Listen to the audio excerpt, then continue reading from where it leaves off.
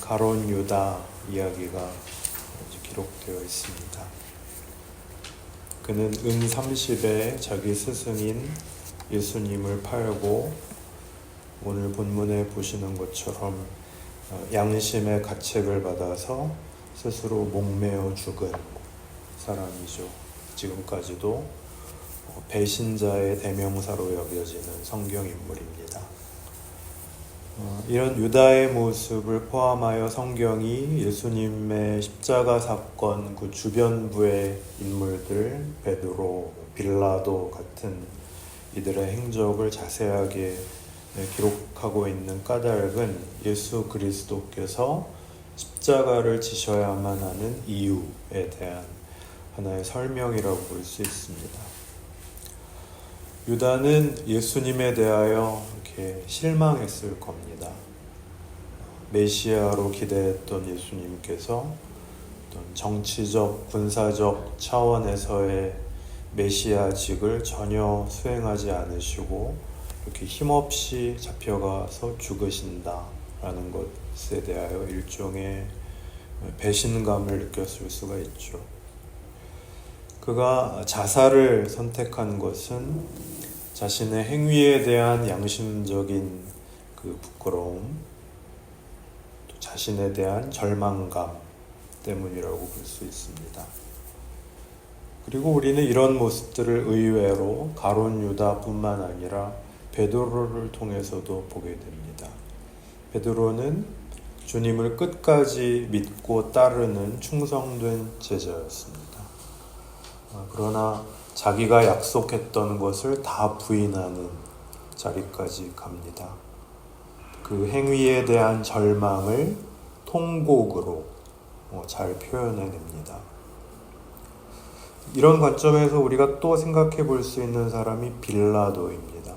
빌라도도 예수님의 무죄함을 압니다. 그리고 나름 예수님을 살리려고 애를 쓰지만 결국은 대세에 밀려서 타협하고 말죠.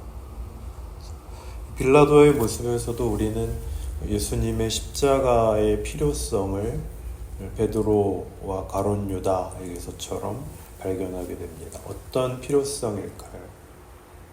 성경은 이 사람들을 통해서 인간이 자신들의 양심에 따른 결정이나 그 요구를 이루어낼 수 없는 절망 상태에 있다는 것을 보여주고 있고, 그래서 이 인간의 근원적인 문제를 해결하는 구원의 큰 열쇠로서 예수 그리스도의 십자가가 있다, 이렇게 우리로 하여금 알게 하려고 하는 그런 의도를 가지고 있습니다. 절망에 빠진 인간의 모습을 가장 잘 설명한 표현이 로마서 7장의 이런 표현입니다. 로마서 7장 보시면 14절부터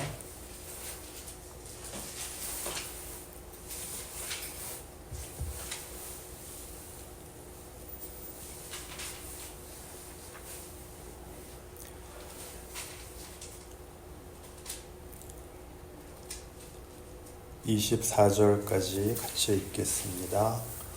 우리가 율법은 신령한 줄 알거니와 나는 육신에 속하여 죄 아래에 팔렸도다. 내가 행하는 것을 내가 알지 못하노니 곧 내가 원하는 것은 행하지 아니하고 도리어 미워하는 것을 행함이라. 만일 내가 원하지 아니하는 그것을 행하면 내가 이로써 율법이 선한 것을 시인하노니 이제는 그것을 행하는 자가 내가 아니요 내 속에 거하는 죄니라. 내 속 곧 내 육신에 선한 것이 거하지 아니하는 줄을 아노니 원함은 내게 있으나 선을 행하는 것은 없노라. 내가 원하는 바 선은 행하지 아니하고 도리어 원하지 아니하는 바 악을 행하는도다. 만일 내가 원하지 아니하는 그것을 하면 이를 행하는 자는 내가 아니요 내 속에 거하는 죄니라. 그러므로 내가 한 법을 깨달았노니 곧 선을 행하기 원하는 나에게 악이 함께 있는 것이로다. 내 속사람으로는 하나님의 법을 즐거워하되 내 지체 속에서 한 다른 법이 내 마음의 법과 싸워 내 지체 속에 있는 죄의 법으로 나를 사로잡는 것을 보는도다. 오호라 나는 곤고한 사람이로다.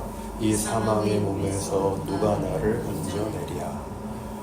오호라 나는 곤고한 사람이로다. 이 사망의 몸에서 누가 나를 건져내랴 하는 이 절망의 외침은 누구의 외침이냐 라고 하는 것이 그 신학자들 사이에서 중요한 논쟁거리 중에 하나입니다. 어떤 분들은 이 갈등과 절망이 구원받은 성도의 비명이다 라고 이해하는 사람들이 있고요. 또 반대로 이건 구원 얻지 못한 믿기 전의 사람들, 자연인의 비명이다 라고 주장하는 분들이 있습니다. 그런데 둘 다 일리가 있습니다. 왜냐하면 안 믿는 사람들에게도 이 갈등이 있죠. 한번 사는 인생 잘 살아보고 싶다 라고 하는 그 인간 영혼의 본성적인 갈망이 있습니다. 또 성도가 된 다음에도 구원받은 이후에도 사실은 분명히 이 갈등이 있거든요. 그래서 이게 죄인지 모르고 지은 죄보다 알고 지은 죄가 더 괴롭죠. 그래서 이런 그 절망에 몸부림치는 비명이 사실은 성도들 사이에서도 일어날 수 있습니다. 많은 성도들이 이 갈등과 절망에 대하여 놀랍니다. 그래서 어떤 분들은 내가 구원을 못 받은 거 아닌가 라는 의심을 하기도 하고요. 어떤 분들은 예수 믿는다 라고 하는 거 하나만 딱 붙잡고 죽으면 천국에 간다 라고 하는 거 외에는 생각도 하지 않고 그저 타협하고 외면하면서 그렇게 살기도 합니다. 우리 한국 개신교는 기독교를 너무 쉽게 설명하는 경향이 있습니다. 너무 대중화되어서 몇 년 전에 우리나라에서 있었던 종교 관련 실태조사에서 많은 분들이 개신교에서 천주교회로 옮겨간다는 거예요. 그 이유 중에 하나가 가톨릭 교회의 명품성이라는 얘기를 들었습니다. 가톨릭 교회가 명품이다, 비싸 보인다 그런 얘기가 아니라 절제되고 또 신앙의 전통을 잘 지켜가고 그런 면들이 말하자면 고급스러워 보인다 그런 뜻이었던 것 같습니다. 개신교회는 너무 대중화되어서 거기다가 미국 교회의 영향을 많이 받는 바람에 쇼 비즈니스화 되어서 쉬운 구원과 값싼 보상을 얘기하고 있는데 실제로 신앙생활은 그렇게 순탄하지가 않죠. 그래서 말하자면 예수 믿기 전보다 믿은 다음이 훨씬 더 많은 유혹과 시험과 갈등이 있습니다. 예수 믿으면 속이 시원하고 만사 형통하고 그렇지 않죠. 그냥 쉽게 그렇게 얘기하는 분들은 사실은 기독교의 진리들을 다 추적하지 않고 설명하지 않고 있는 것이죠.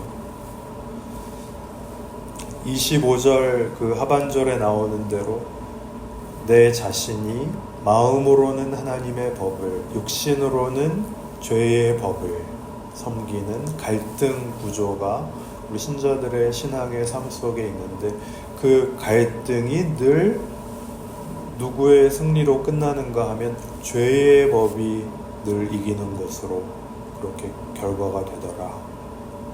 그래서 하는 탄식입니다. 오호라 나는 곤고한 사람이로다. 이 사망의 몸에서 누가 나를 건져내랴. 그리고는 이 절망에 대한 답을 제시하는데 그 답은 우리 주 예수 그리스도로 말미암아 하나님께 감사하리로다. 기독교 신앙의 그 다름은 다른 여타 종교와 비교할 때 구원이 외부로부터 온다 라는 데 있습니다. 우리가 하나님 아버지께 도움을 구하고 하나님 아버지께서 우리에게 간섭하시고 그분의 능력과 지혜로 우리를 지키신다 라고 하는 사실이죠. 인간이 만들어낸 종교는 대부분이 범신론입니다. 범신론이라는 것은 각자가 신적 요소를 가지고 있다고 믿고, 그래서 이 인간 내면에 있는 신적 요소를 일깨우는 것을 종교의 가치로 두는 것이죠. 종교가 뭐냐? 그러면 도를 깨우치는 것이라고 보죠. 득도하는 것이 신앙이다. 불교식으로 하면 열반에 이르는 것이죠. 그래서 이 부분이 요즘 사람들에게 통하는 바가 있어서 얼마 전에 그 잠실 코엑스에서 열린 불교 박람회가 특히 MZ 세대들에게 굉장히 인기를 얻었다라고 하던데, 오늘 또 기사에 보니까 장원영하고 누가 불교라고 그래가지고 MZ들이 아주 막 불교에 관심을 가지고 있다. 기독교는 다르죠. 물론 기독교도 깨우치는 면이 있고 책임져야 되는 부분도 있고 하지만 근본적인 기독교 신앙의 핵심은 위로부터 우리를 지키시고 도우시고 붙잡아내신다 라는 사실을 믿는 것이죠. 그래서 사실은 그 기독교는 늘 달라고 하는, 그게 기독교예요. 우리가 세상에서 필요한 물질만을 늘 달라라고 하는 기복신앙이 되어버렸기 때문에 이게 희석되어지고 기독교 신앙이 점수를 많이 잃게 된 그런 면이 없지 않지만, 거룩, 신령함, 생명, 진리 이런 것들은 당연히 우리가 구해야 되는 우리들의 특권인 것이죠. 그러니까 주시옵소서라고 하는 그게 틀린 게 아니라 주시옵소서를 절망에서 빠져나오기 위한, 거룩함에 이르기 위한 정당한 것으로 구해야 된다라고 하는 것입니다. 우리 요즘 자주 봤던 그 에베소서 1장에 신자들의 그 신자된 존재와 그 운명의 확실성을 얘기하는 이런 데가 있는데 다시 한번 찾아보겠습니다. 에베소서 1장 13절 14절입니다.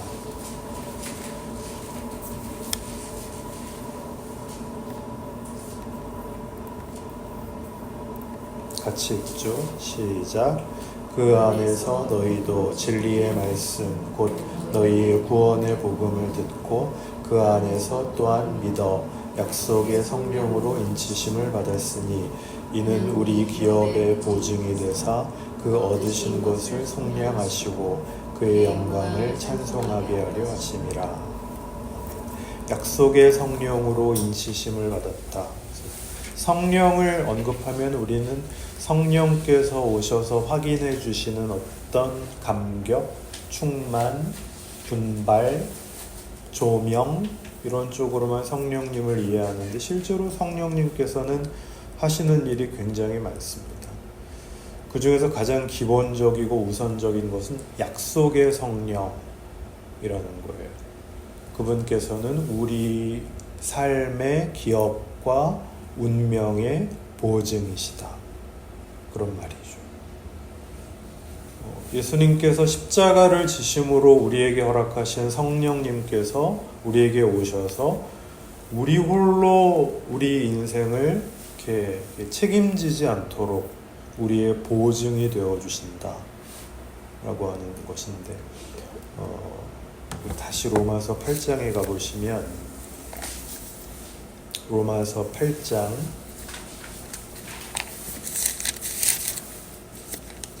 2절에 보면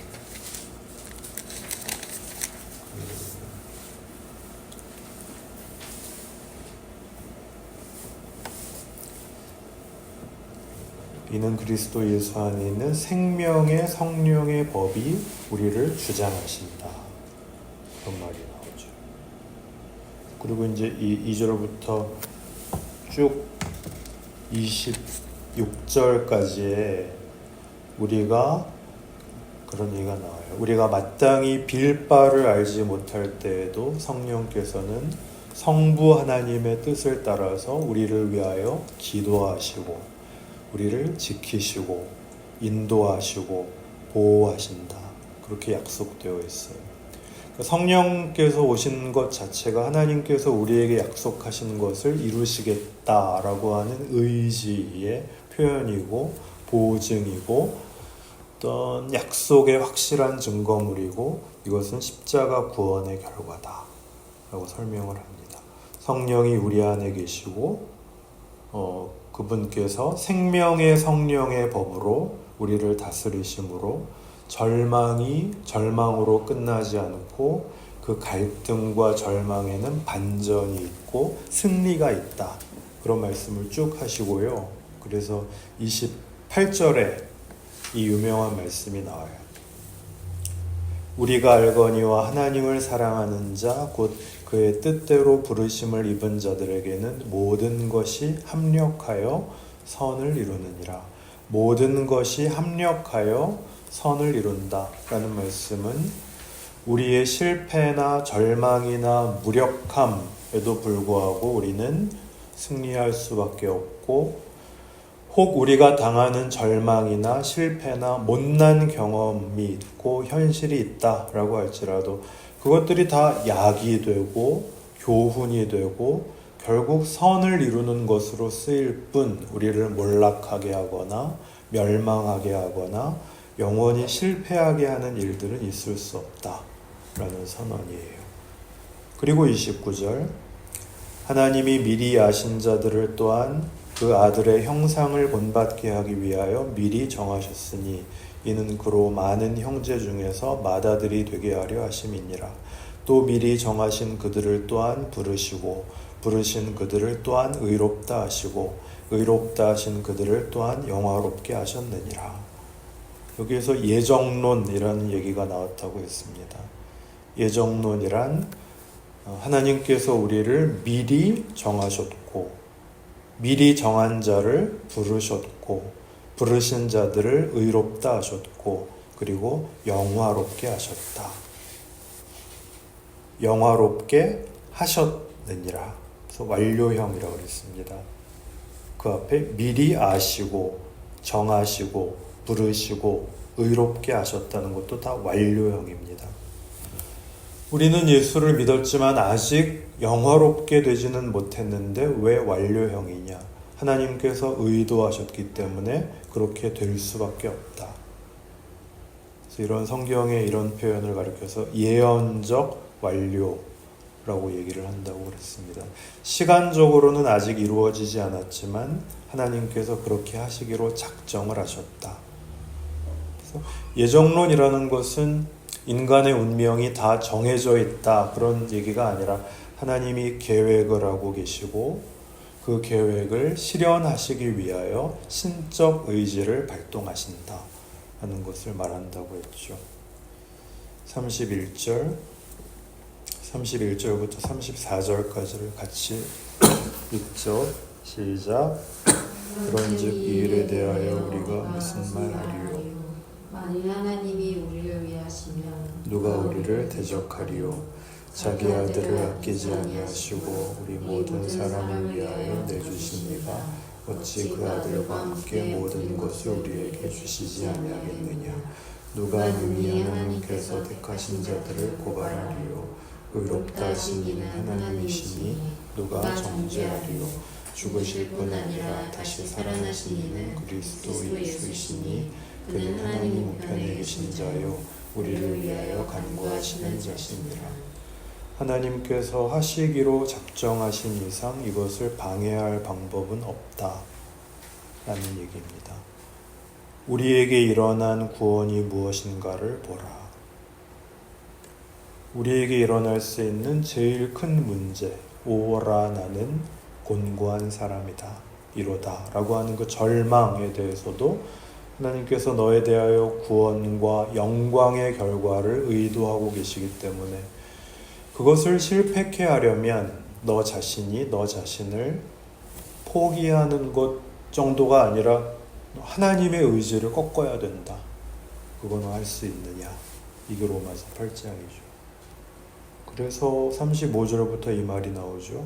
누가 우리를 그리스도의 사랑에서 끊으리요? 환난이나 곤고나 박해나 기근이나 적신이나 위험이나 칼이랴. 기록된 바 우리가 종일 주를 위하여 죽임을 당하게 되며 도살당할 양같이 여김을 받았나이다 함과 같으니라. 그러나 이 모든 일에 우리를 사랑하시는 이로 말미암아 우리가 넉넉히 이기느니라. 내가 확신하노니 사망이나 생명이나 천사들이나 권세자들이나 현재일이나 장래일이나 능력이나 높음이나 깊음이나 다른 어떤 피조물이라도 우리를 우리 주 그리스도 예수 안에 있는 하나님의 사랑에서 끊을 수 없으리라. 이런 선언이 나오는 이유가 뭔가? 신앙생활을 한다는 것은 다른 건 몰라도 이거 하나는 안다는 거예요. 나는 비록 무력하고 참 완악하지만 그러나 우리는 우리의 운명이 이것으로 끝나지 않는다는 것을 안다. 내가 절망하고 심지어 내가 포기해도 끝나지 않는다. 어떻게 해야 끝이 나는가? 이겨야만 끝이 난다. 성령께서 이기게 하신다. 그게 성경의 약속입니다. 너희는 포기해도 하나님은 우리를 놓지 않으실 것이다 하는 말이죠. 그 성경에 나타난 하나님의 약속과 의지에 대한 그 진정성에 대한 가장 강력한 증언이 뭐냐라고 하면 그게 십자가다 라고 하는 겁니다. 십자가에는 우리의 신자된 자랑이 있고 보람이 있고 우리 인생의 가치가 있습니다. 그래서 우리는 이렇게 찬송하죠. 십자가 내가 처음 볼 때에 나의 마음에 큰 고통. 어떤 큰 고통이요? 오호라 나는 곤고한 사람이로다. 이 사망의 몸에서 누가 나를 건져내랴 라고 하는 이 큰 고통 사라져. 오늘 믿고서 내 눈 밝았네. 참 내 기쁨 영원하도다. 아멘입니다. 기도합시다.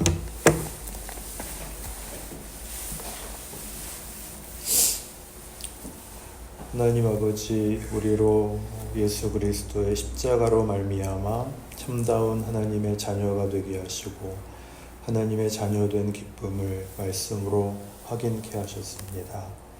이제 우리의 책임을 확인하며 우리의 권리를 확인합니다. 거룩하며 신령하며 참다우며 무엇보다도 그리스도를 닮으며 하나님을 아버지라 부르기에 부끄럽지 않은 참다운 하나님의 형상대로 지음을 받은 인간이기로 작정합니다. 모든 더러운 것을 내어버리고 그리스도를 본받으며 거룩하며 겸손하며 온유하며 아름다우며 참되며 사랑으로 넘치는 하나님의 자녀다운 그 길을 걷기로 약속합니다. 그렇게 함으로 신자된 자랑과 책임과 하나님의 자녀라 일컬음을 받는 그 기쁨들을 증언하는 우리의 복된 인생들이 되게 하여 주옵소서. 예수님 이름으로 기도드립니다. 아멘.